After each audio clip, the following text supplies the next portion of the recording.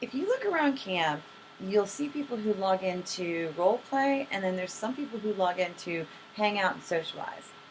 These two different types of people can intermingle well. Friction is caused sometimes when socializing and role play overlap. A role play might consist of someone using a slave at the campfire. Another person might be involved in a long role play aimed at breaking a captive and turning him or her into a slave. You might even see a friend of yours form another band who is captured. The roleplay might involve him or her being punished or humiliated or both during captivity. Or you may log into a rather intense trade. Who knows? The diversity in our group is great, but we do need to follow some guidelines to make sure that different types of players coexist without friction or drama. If someone in the band has created a roleplay, be supportive of that roleplay.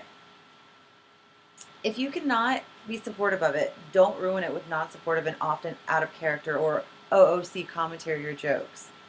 All of us have the urge to quit funny at times, but be careful so you're not lessening the experience of the roleplay.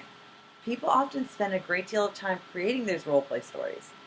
These roleplays are always more intense when more people are involved and it's being supportive, but they can also lose a lot if someone is not supportive. Do not be afraid to try something new. Do not leave captives sitting alone in a camp with no roleplay. It should not matter who the captive is. If you have the chance to support someone's roleplay and can make it even more intense, please do it. If you do not know what's going on in the roleplay, be intense and creative and try to get the captive to tell you. You can add to the intensity of captivity without touching them and by making them understand how powerless they are.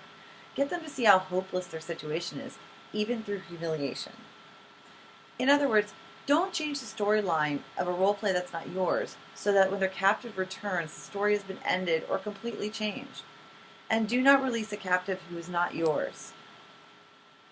If you're in roleplay and there's some OOC and local that is disruptive in it, talk to the person nicely and IM about it. Most times they are unaware and a simple reminder works well. And if you receive an IM about it, be gracious and supportive.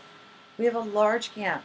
Moving a bit so you're out of local chat range should not be an issue. Also to remember that Campfire is a roleplay area. Be part of the in-character and IC ambiance. Do not be OOC out there, especially if there's role-playing going on.